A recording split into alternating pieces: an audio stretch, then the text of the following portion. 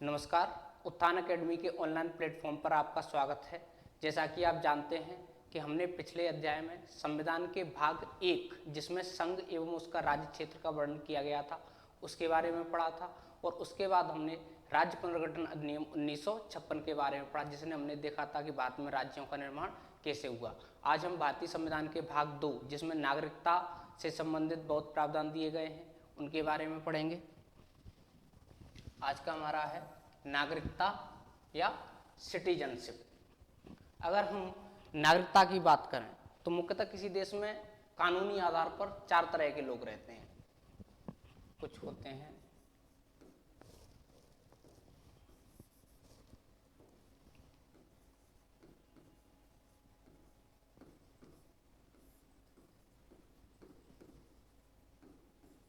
कानूनी आधार पर, कुछ होते हैं आपके नागरिक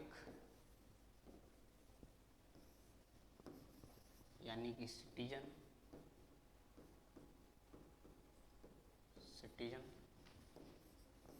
कुछ होते हैं आपके विदेशी,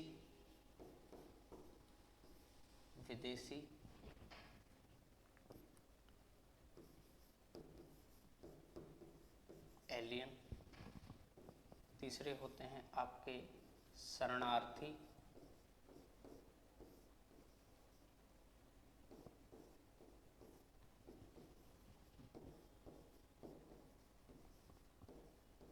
रिफ्यूजी, चौथे होते हैं आपके राज्य विहीन।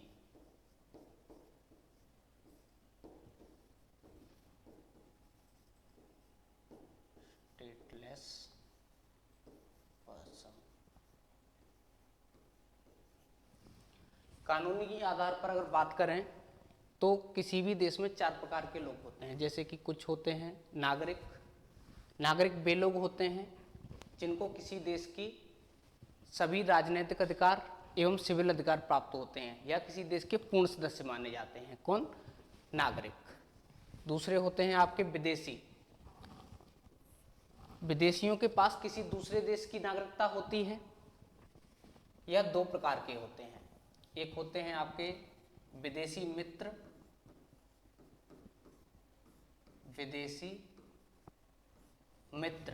और एक होते हैं आपके विदेशी शत्रु। इनको कहते हैं हम फ्रेंडली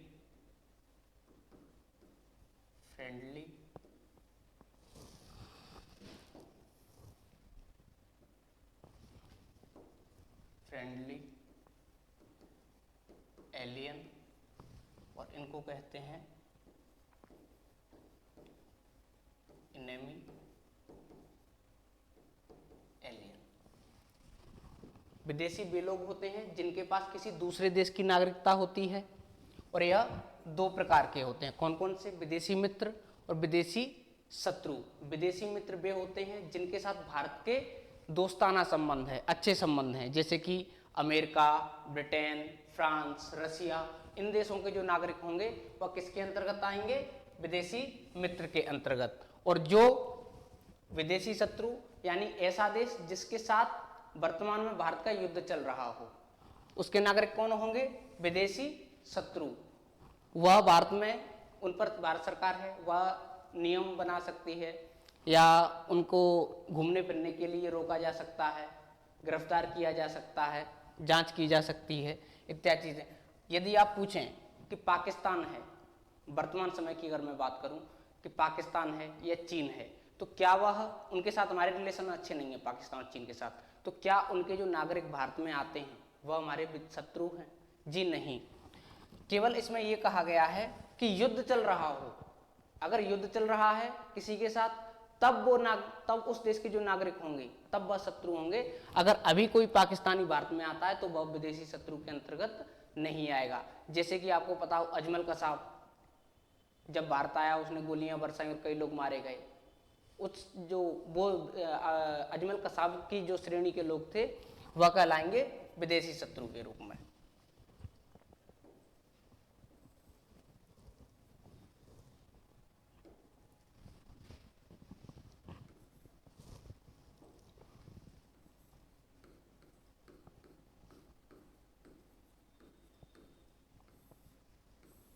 हम देखते हैं नागरिकता क्या है।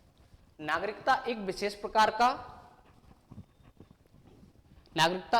प्रकार का उपबंध होता है जो कोई देश अपने यहाँ पर रह रहे लोगों को एक सर्टिफिकेट के रूप में प्रदान करता है। जैसे वोटर कार्ड, भारत में वोटर कार्ड होता है। यह नागरिकता के संबंध में बहुत बड़ा प्रमाण होता है।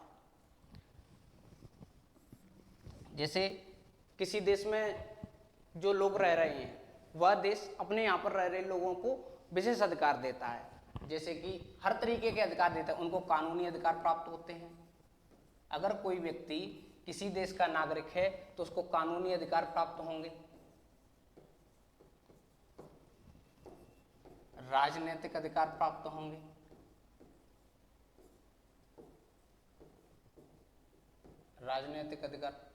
पॉलिटिकल राइट्स, ठीक है, मतदान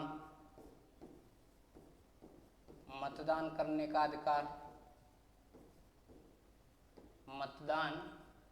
का अधिकार, यानी राइट टू वोट,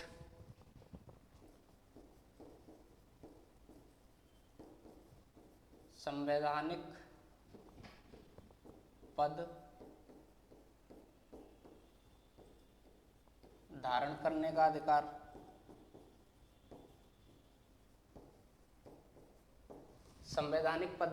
यानी अगर कोई व्यक्ति रहता है किसी देश में और वो नागरिक है तो उसको कानूनी अधिकार प्राप्त होते हैं, राजनीतिक अधिकार प्राप्त होते हैं, मतदान करने की शक्ति प्राप्त होती है। संवैधानिक पद हैं जैसे राष्ट्रपति, प्रधानमंत्री, राज्यपाल, महान्यायवादी, कैग।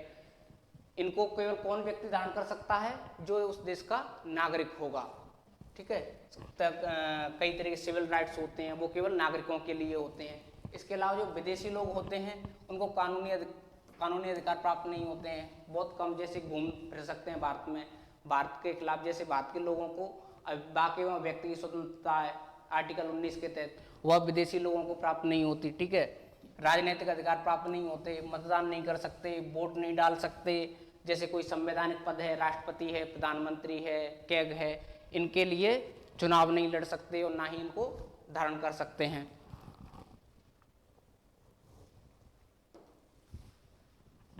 अगर अब हम नागरिकता की बात करें तो नागरिकता का सर्वप्रथम उल्लेख एक दार्शनिक थे, अरस्तु।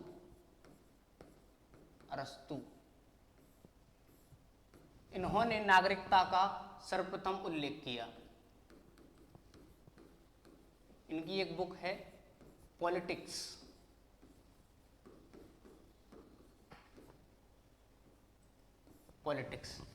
अरस्तु ने सबसे पहले नागरिकता के बारे में वर्णन किया है।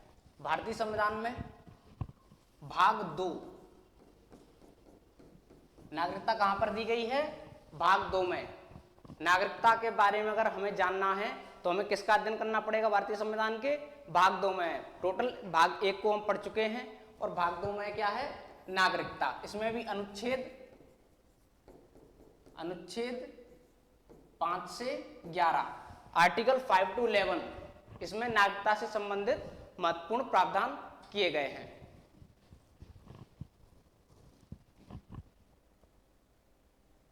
तो आइए भारतीय संविधान में नागरिकता से संबंधित कौन से महत्वपूर्ण प्रावधान किए गए उनको देखते हैं। इसमें देखते हैं हम अनुच्छेद 5। अनुच्छेद 5 क्या कहता है?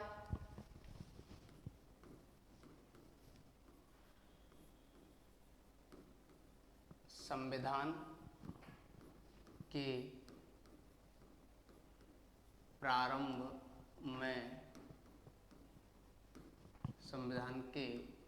में नागरिकता। अनुच्छेद 5 क्या कहता है? संविधान के प्रारंभ में नागरिकता। यानी कि संविधान कब लागू हुआ था? संविधान लागू हुआ था आपका 26 जनवरी 1950 को। जब देश का संविधान लागू हुआ 26 जनवरी 1950 को, तब भारत के नागरिक कौन कौन कहलाएंगे इसके बारे में हमें जानकारी प्राप्त होती है संविधान के अनुच्छेद 5 के तहत। इसमें 3 शर्तें रखी गई। कि किन किन आधार, कौन कौन सी शर्तें होंगी जिनके आधार पर किसी व्यक्ति को भारत का नागरिक माना जाएगा। तो वह शर्तें थी,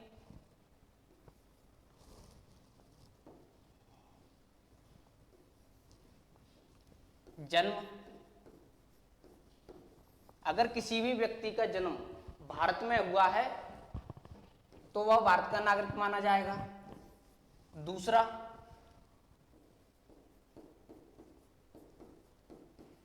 अगर माता पिता भारतीय नागरिक हैं और कोई व्यक्ति विदेश में भी रहता है तब भी वह भारत का नागरिक माना जाएगा।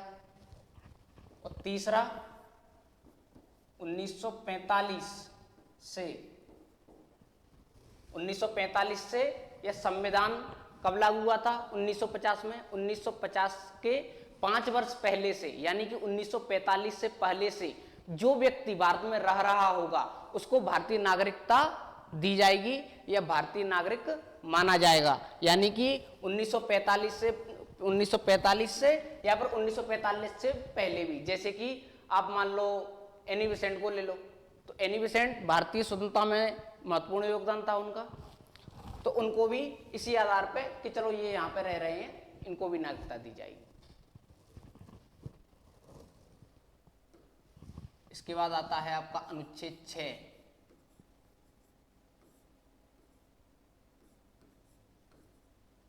अनुच्छेद 6 कहता है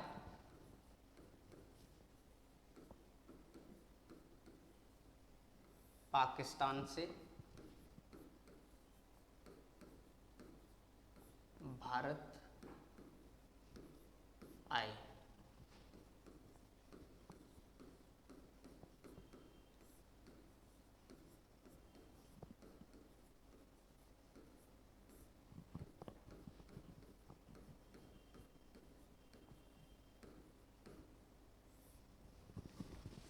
अनुच्छेद 6 कहता है कि पाकिस्तान से ऐसे लोग जो पाकिस्तान से भारत आए हों, जब 1947 में देश का विभाजन हुआ उसके बाद जब जो पाकिस्तान का हिस्सा था उसमें कुछ ऐसे लोग रहते थे जो भारत आना चाहते थे, तो वह लोग भारत आए।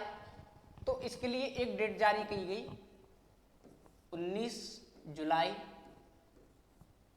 1948।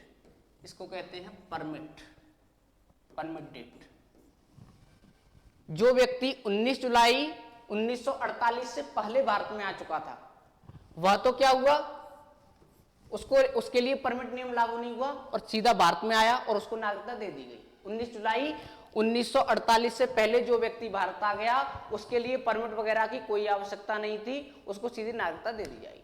लेकिन ऐसे व्यक्ति जो 19 जुलाई 1948 के बाद आते हैं उनके लिए भारत सरकार ने परमिट नियम लागू कर दिया।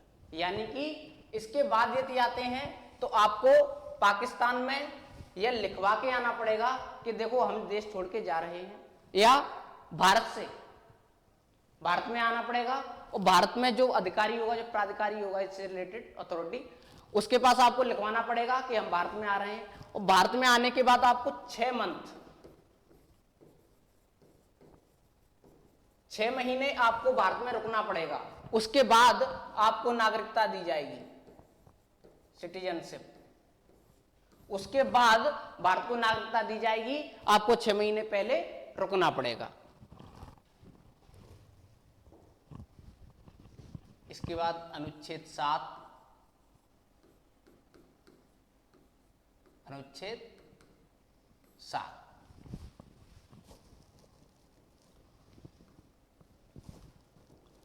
7 क्या कहता है?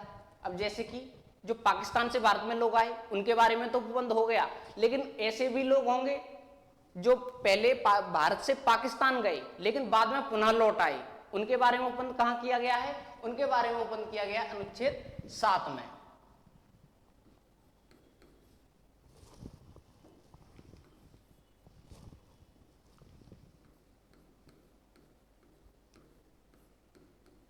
ऐसे लोग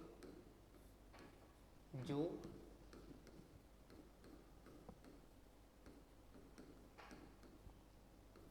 पाकिस्तान गए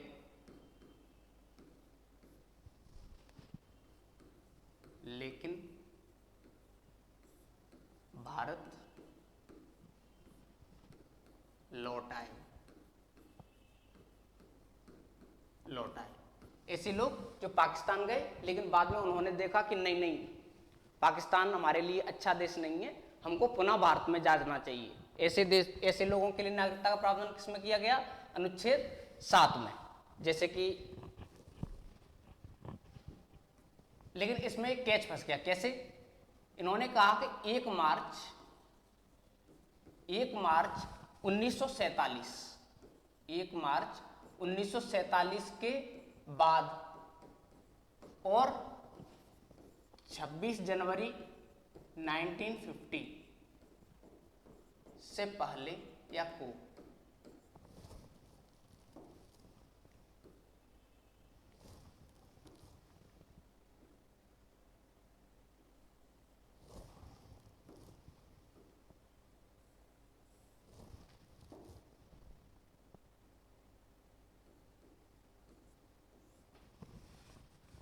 1 मार्च 1947 के बाद यदि कोई भारत से कोई व्यक्ति पाकिस्तान चला गया है लेकिन 26 जनवरी 1950 से पहले वह भारत लौट आया है, ये 26 जनवरी 1950 को वापस लौट आया है, तो उसको भारत की नागरिकता दी जाएगी।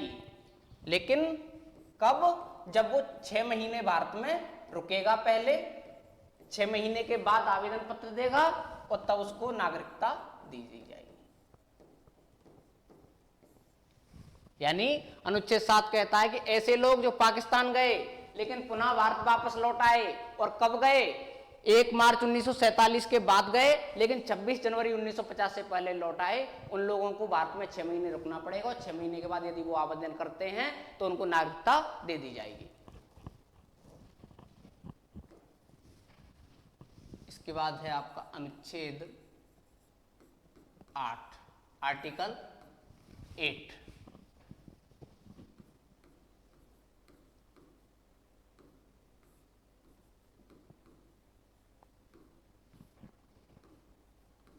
ऐसा बच्चा जो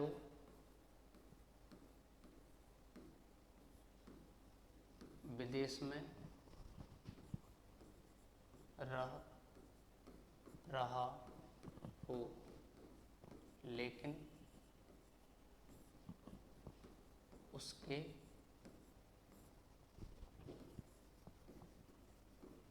माता पिता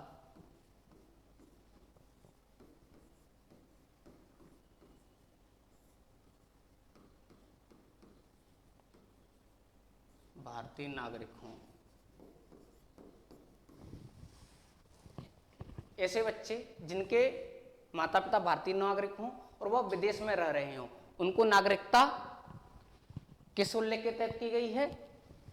किसके तहत दी जाएगी? अनुच्छेद 8 के तहत। मान लो जब स्वतंत्रता संग्राम चल रहा था, बहुत से लोग भारत में भारत को स्वतंत्रता दिलाने हेतु विदेशों में कार्य कर रहे थे। कुछ इंग्लैंड में कर रहे थे, कुछ अमेरिका में कर रहे थे, कुछ कनाडा में कर रहे थे, कुछ जर्मनी में कर रहे थे।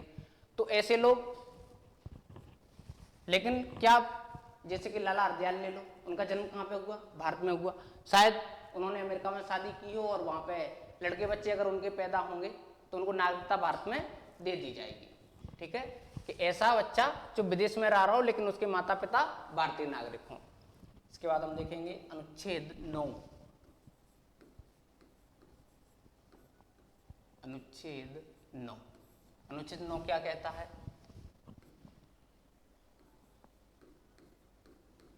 नागरिकता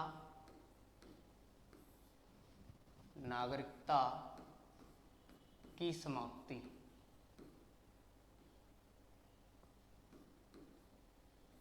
नागरिकता की समाप्ति।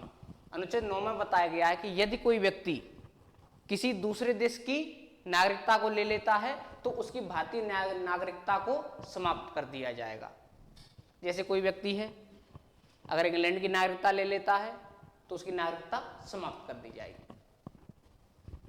इसके बाद आता है आपका अनुच्छेद 10। अनुच्छेद 10 कहता है, अनुच्छेद 10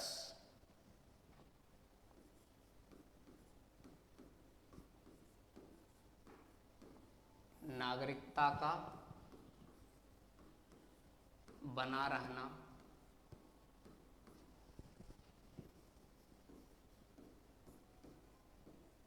जब तक कि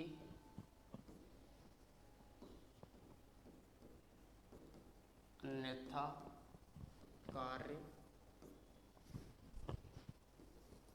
न किया जाए।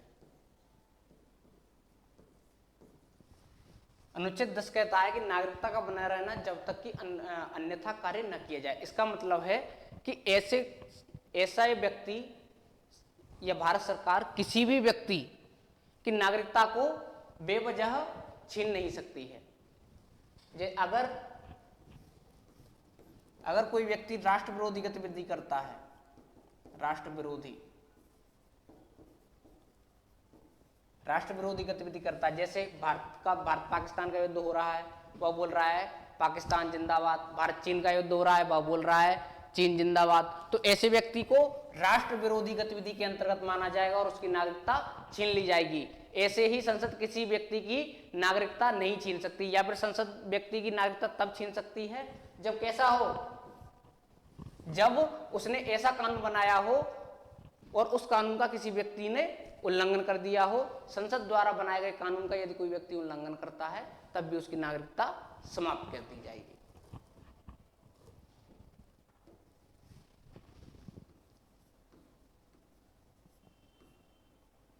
अनुच्छेद 11।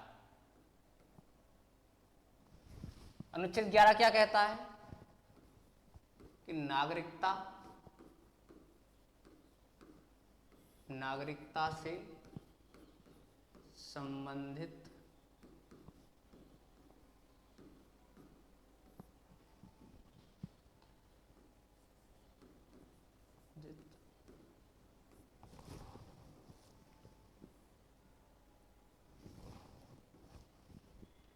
कानून बनाने, नागरिकता से संबंधित कानून बनाने की संसद की शक्ति,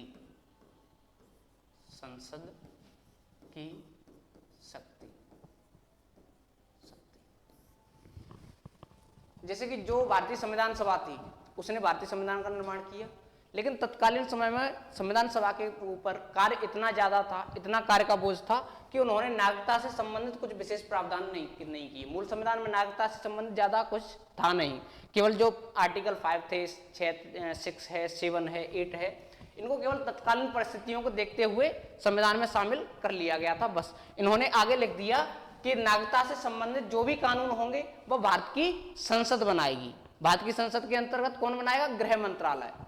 ठीक है, तो कानून बनाने की शक्ति किसे है? संसद को है। इसी शक्ति का प्रयोग करते हुए भारतीय संसद ने भारतीय नागरिकता अधिनियम 1955 पारित किया और लागू किया।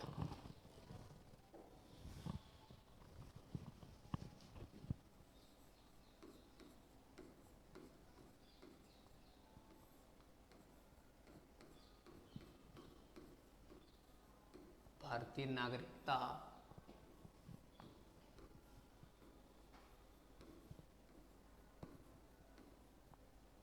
अधिनियम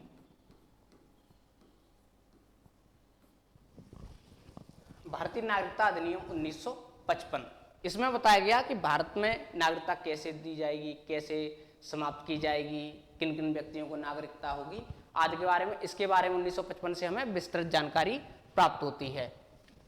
यह 1955 में बनाया गया। इसमें 1986,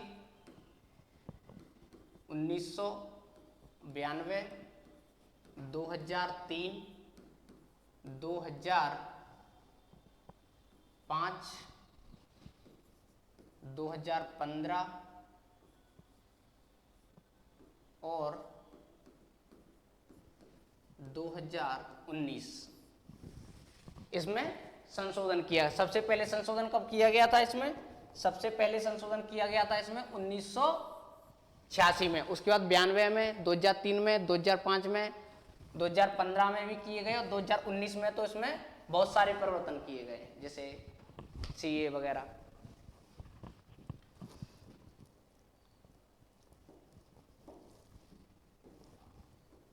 तो जो भारतीय नागरिकता अधिनियम 1955 है, उसमें नागरिकता की प्राप्ति कैसे की जाए उसके बारे में कुछ विशेष बातें बताई गई हैं। यानी भारत की नागरिकता को कैसे प्राप्त किया जा सकता है, कैसे समाप्त किया जा सकता है। तो भारतीय नागरिकता इन्होंने बताया है 1955 अधिनियम से हमें पता चलता है कि भारत की नागरिकता 5 तरीके से प्राप्त की जा सकती है। कितने तरीकों से? 5 तरीकों से। 5 तरीकों से। इसमें पहला है आपका जन्म से, बाय बर्थ। बाय बर्थ ऐसा व्यक्ति जिसका जन्म भारत में हुआ हो वह भारत का नागरिक माना जाएगा।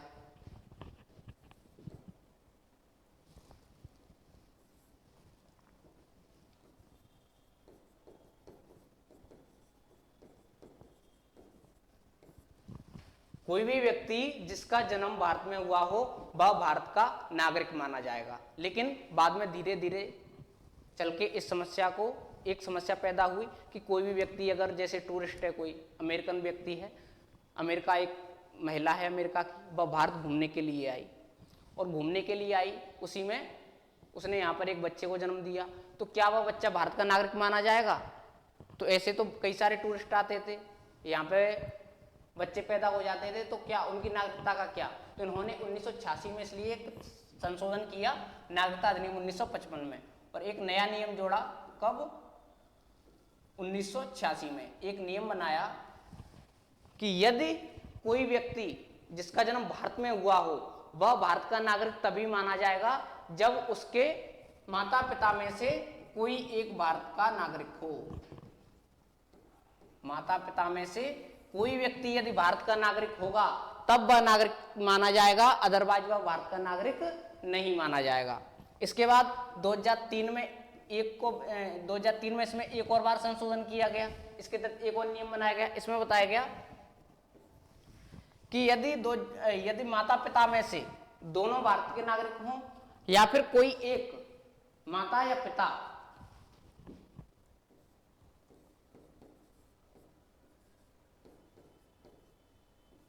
एक भारत का नागरिक हो, एक भारत का नागरिक हो और दूसरा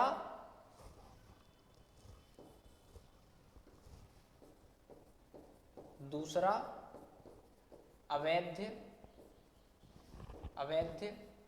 प्रवासी, दूसरा अवैध प्रवासी ना हो। जैसा कि फिर क्या समस्या क्या आने लगी, जैसे बांग्लादेश है, कश्मीर है, वहां के लोग जैसे बांग्लादेश के हैं पश्चिम बंगाल में घुस आए, आसाम में घुस आए, जो पाकिस्तान के लोग हैं जम्मू कश्मीर में घुस आए और यहाँ की किसी महिला से शादी कर ली, और फिर उसके जो बच्चा पैदा हुआ उसकी नागरिकता का क्या? तो संसद ने कानून बनाया कि नहीं, अगर कोई स्टूडेंट आ रहा है भारतीय महिला से शादी कर लेता है तो क्या वह भारत का नागरिक हो जाएगा? नहीं। इसका मतलब है दूसरा कोई व्यक्ति अवैध प्रवासी ना हो, उसके पास दोनों एक तो नागरिक हो और दूसरा हो उसके पास वैलिड डॉक्यूमेंट होने चाहिए। ठीक है, इसके आधार पे जन्म से।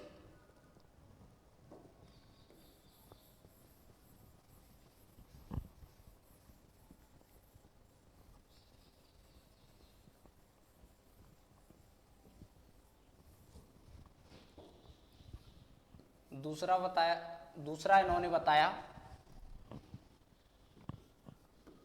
वंश से, बाय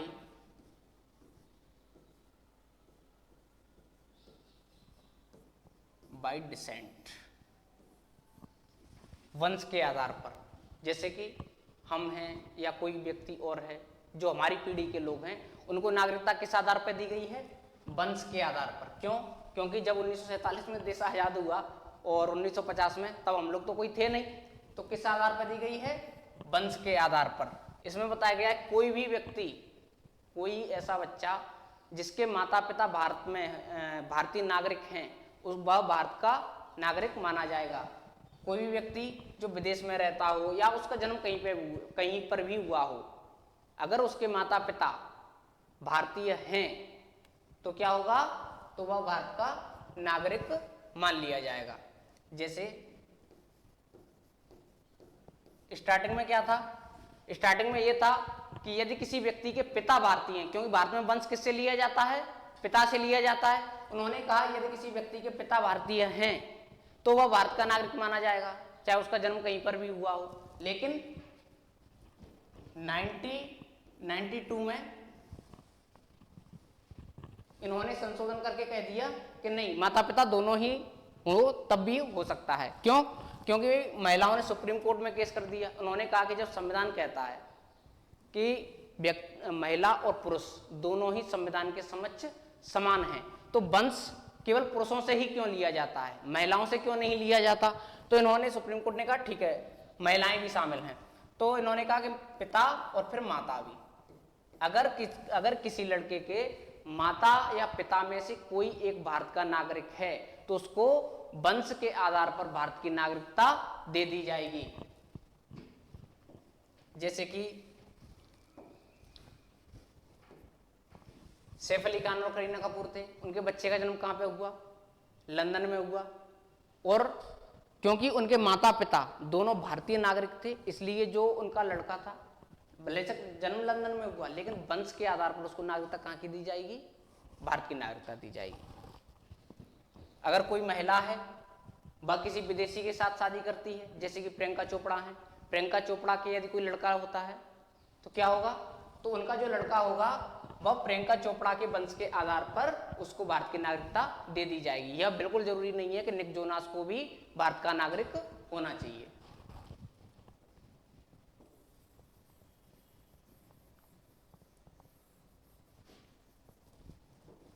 तीसरा आधार है आपका पंजीकरण। पंजीकरण द्वारा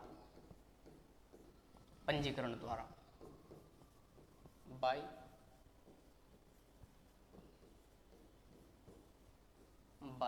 रजिस्ट्रेशन।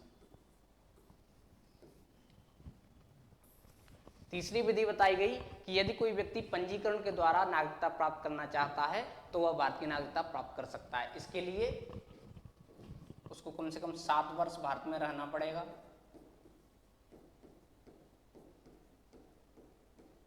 भारत में रहना, या फिर वह, यदि कोई व्यक्ति भारत के किसी नागरिक के साथ विवाह कर लेता है, कोई व्यक्ति है, भारत आया, 7 वर्ष रहा, उसने भारतीय किसी महिला के साथ शादी कर ली, तो उसको पंजीकरण के माध्यम से नागरिकता दे दी जाएगी। आवेदन करेगा वह नागरिकता के लिए और उसको नागरिकता दे दी जाएगी। ठीक है। ऐसे मुक्त किसके लिए था? भारतीय नागरिकों के अवयस्क बच्चे, भारतीय नागरिकों के अवयस्क बच्चे, उनको भी पंजीकरण के द्वारा नागरिकता दे दी जाती। इसमें एक प्रावधान और था कि कॉमनवेल्थ, भारत कॉमनवेल्थ का सदस्य है और जितने भी कॉमनवेल्थ ग्रुप में जितने भी देश हैं उनके नागरिकों को भी क्या भारतीय नागरिकता दे दी जाएगी। किस आधार पर? मात्र पंजीकरण के आधार पर। लेकिन 2003 में इसमें संशोधन कर दिया गया और इस प्रावधान को हटा दिया गया। अब इसके तहत पंजीकरण के द्वारा जो कॉमनवेल्थ के सदस्य होंगे, सदस्य देश हैं, उनके नागरिकों को इसके तहत नागरिकता नहीं दी जाती है।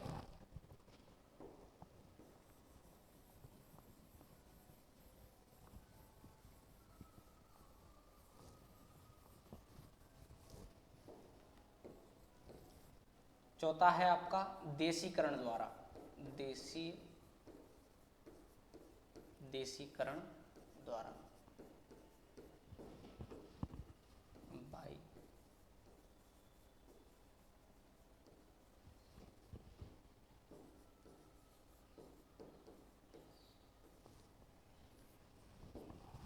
चौथी विधि कौन सी है? देशीकरण, बाय नेचुरलाइजेशन, यानी इसके तहत कोई भी व्यक्ति भारत की नागरिकता प्राप्त कर सकता है। जैसे कोई व्यक्ति जिसको कला, विज्ञान, साहित्य इत्यादि क्षेत्रों में विशेष ख्याति प्राप्त हो, नोबेल पुरस्कार विजेता हो, तो इन लोगों को भारत की नागरिकता किसके आधार पर दे दी जाएगी? देशीकरण के आधार पर। जैसे कि जो पाकिस्तान के एक सिंगर हैं अदनान सामी, उनको नागरिकता किस आधार पर दी गई है? देशीकरण के आधार पर। ठीक है। जो भारतीय संविधान में 22 भाषा हैं, 22 भाषाएं हैं, उनमें से किसी एक भाषा का यदि किसी व्यक्ति को ज्ञान है तो उसको देशीकरण के माध्यम से नागरिकता दी जा सकती है। या फिर वह 10 वर्ष तक भारत में रहा हो, ऐसे व्यक्ति को भी देशीकरण के माध्यम से नागरिकता दे दी जाएगी।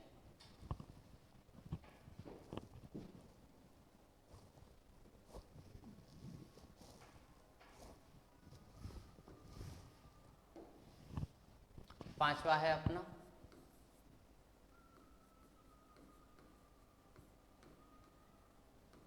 अन्य क्षेत्र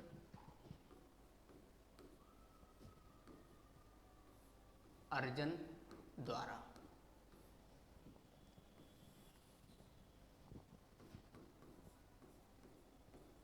इनकॉर्पोरेशन ऑफ अदर टेरिटरी। अन्य क्षेत्र के अर्जन द्वारा, यदि भारत सरकार किसी दूसरे देश की जमीन को ले लेती है या युद्ध में जीत लेती है, तो उस जमीन पे जो भी व्यक्ति, जो भी नागरिक रह रहे हैं, उनको भारतीय नागरिकता प्रदान कर दी जाएगी। जैसे कि भारत ने पाकिस्तान का कोई क्षेत्र जीत लिया, हालांकि भारत की जो प्रकृति ऐसी नहीं है, भारत किसी भी देश की जमीन नहीं चाहता, ना ही किसी से लड़ता, तो उन्होंने सोचा कि चलो भारत से युद्ध हुआ और भारत ने पाकिस्तान के किसी क्षेत्र पर कर लिए कब्जा, तो उस क्षेत्र में जितने भी लोग होंगे, मान लीजिए बलूचिस्तान पर कब्जा कर लिया, बलूचिस्तान में जितने भी लोग होंगे वह उनको भारतीय नागरिकता प्रदान कर दी जाएगी। बस।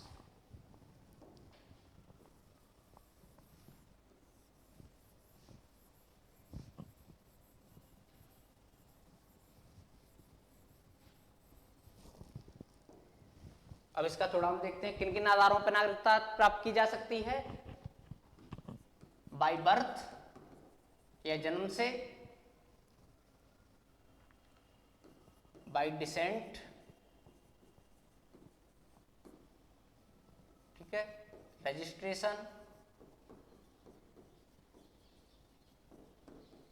Registration, naturalisation,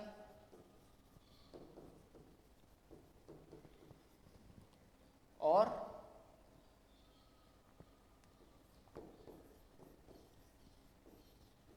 incorporation of other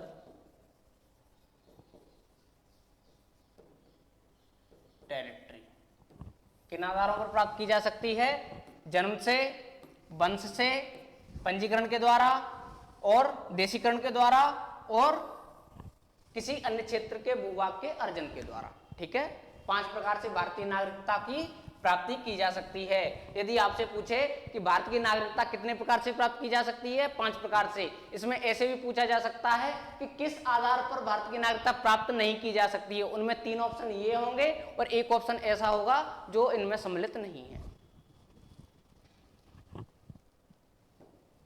इसके बाद इसमें यह भी बताया गया है कि भारत की जो नागरिकता है वह कैसे समाप्त होगी, किन किन आधारों पर समाप्त होगी। तो इसके लिए भी 3 आधार बताए गए। भारतीय नागरिकता को 3 आधार पर निरस्त किया जा सकता है, यह समाप्त किया जा सकता है।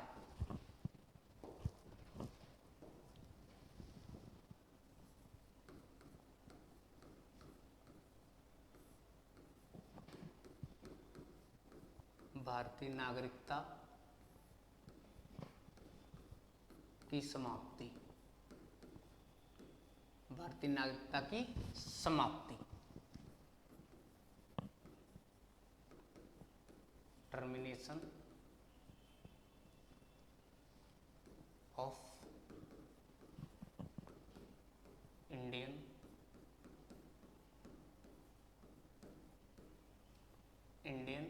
Citizenship, termination of Indian citizenship. पहला इसमें आधार है स्वैच्छिक त्याग, स्वैच्छिक त्याग यानी कि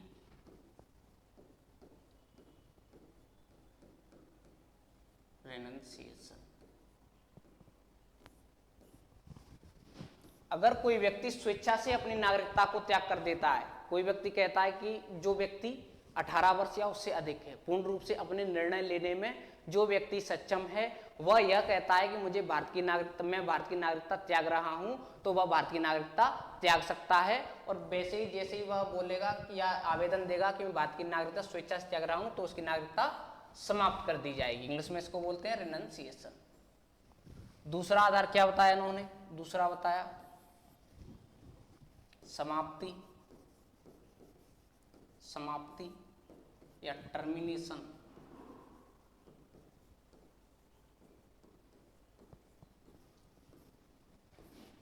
समाप्ति, यदि कोई भी व्यक्ति किसी दूसरे देश की नागरिकता ले लेता है तो उसकी नागरिकता समाप्त कर दी जाएगी। ठीक है। तीसरी वंचित किया जाना,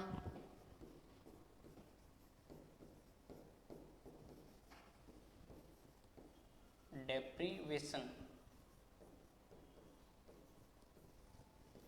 वंचित किया जाना। भारतीय संसद किसी भी व्यक्ति को यदि वह संविधान का अनादर करता है तो उसको वंचित कर सकती है। किससे? नागरिकता से। वंचित किन किन आधारों पर किया जा सकता है, इसमें हम थोड़ा देखते हैं। संविधान का अनादर, अगर कोई व्यक्ति संविधान को भला बुरा कहता है तो हो सकता है कि उसकी नागरिकता चली जाए। दूसरा गलत तथ्य, गलत तथ्य, मान लो किसी व्यक्ति ने पंजीकरण या देशीकरण के द्वारा नागरिकता को प्राप्त किया। ठीक है। नागरिकता कैसे प्राप्त की जा सकती है? देशीकरण, पंजीकरण के द्वारा। तो पंजीकरण और देशीकरण के द्वारा यदि कोई व्यक्ति नागरिकता को प्राप्त कर लेता है, लेकिन नागरिकता में जो डॉक्यूमेंट्स चाहिए वो डॉक्यूमेंट्स लगाता है, लेकिन वो डॉक्यूमेंट्स फर्जी होते हैं, लीगल नहीं होते, इलीगल होते हैं, तो उस व्यक्ति की नागरिकता को छीना जा सकता है। तीसरा राष्ट्र विरोधी गतिविधि में लगा हो,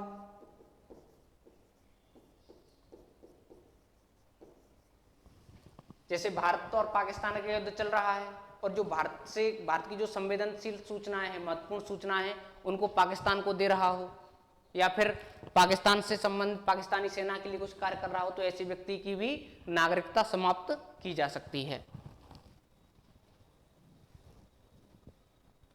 संविधान का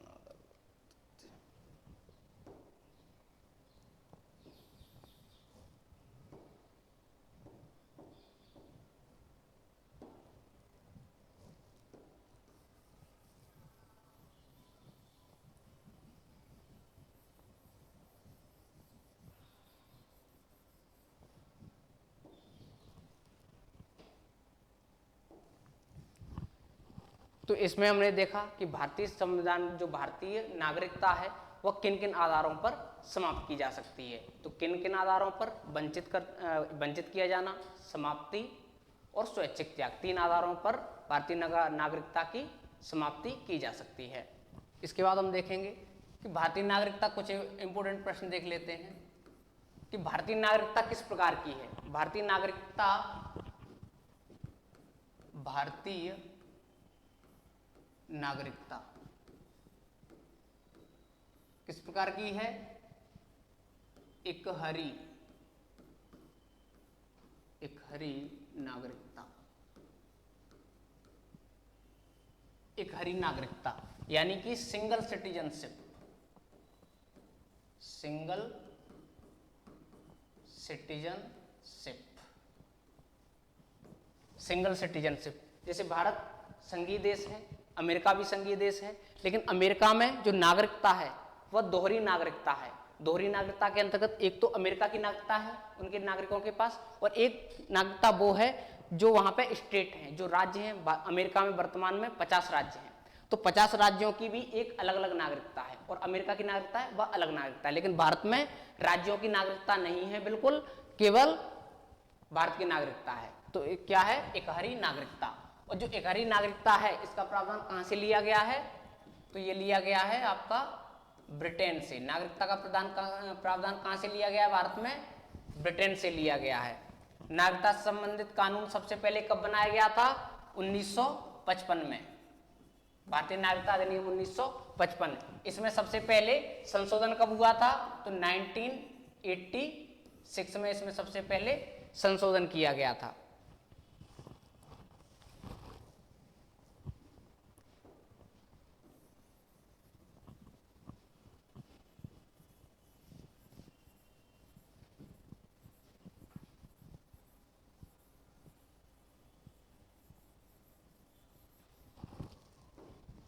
इसमें हम देखेंगे कि जो भारतीय नागरिक हैं और विदेशी नागरिक हैं, भारतीय नागरिकों को कौन कौन से विशेषाधिकार प्राप्त हैं। जैसे कि भारतीय नागरिकों के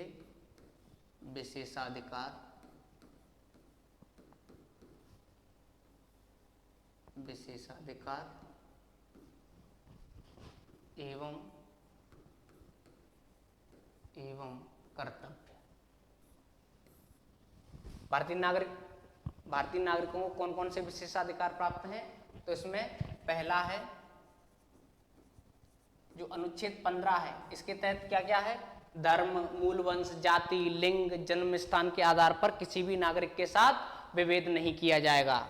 जब हम फंडामेंटल राइट्स के बारे में पढ़ेंगे तो आर्टिकल 15 के बारे में विस्तृत रूप से जानेंगे।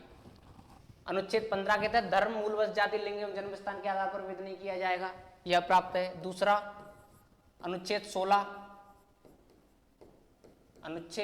16 लोक नियोजन में अवसर की समता, यह भी किसको प्राप्त है? सिर्फ भारतीय लोगों को प्राप्त है। कोई भी विदेशी व्यक्ति भारत में आके यह नहीं बोल सकता है कि नहीं हमको जॉब दो, क्योंकि ये अधिकार सिर्फ किसको है?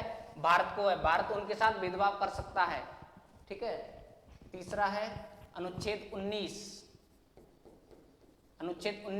इसके तहत वाक एवं व्यक्ति स्वतंत्रता, संचरण, संघ, सम्मेलन, निवास स्थान आदि की जो भारतीय नागरिकों को जो स्वतंत्रताएं दी गई हैं वह सिर्फ भारतीय नागरिकों को प्राप्त है, ना कि किसी और व्यक्ति को। अगर कोई विदेशी व्यक्ति अगर भारत में आके अगर ये कहे कि नहीं हमको भी अभिव्यक्ति की आज़ादी है, तो उसको अभिव्यक्ति की आज़ादी नहीं है। वह भारत के खिलाफ नहीं बोल सकता।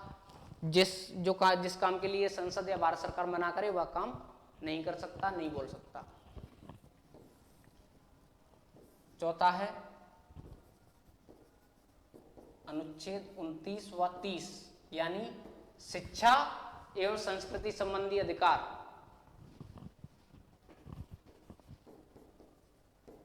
शिक्षा एवं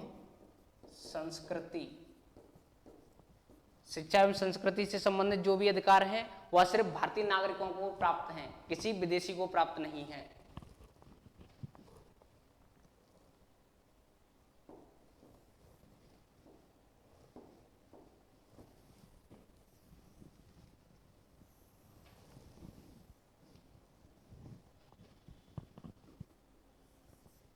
पांचवा है मतदान का अधिकार। मतदान का अधिकार किसे प्राप्त है? केवल भारतीय नागरिकों को प्राप्त है, किसी विदेशी व्यक्ति को मतदान करने का अधिकार प्राप्त नहीं है। छठवा संवैधानिक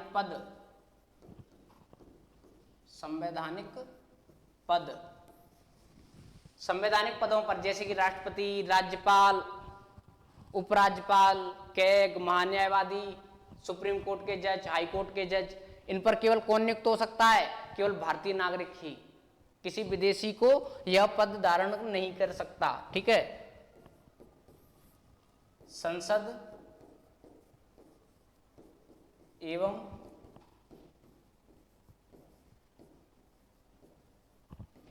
राज्य विधानमंडल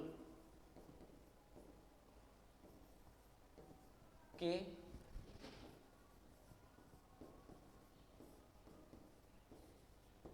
चुनाव लड़ने का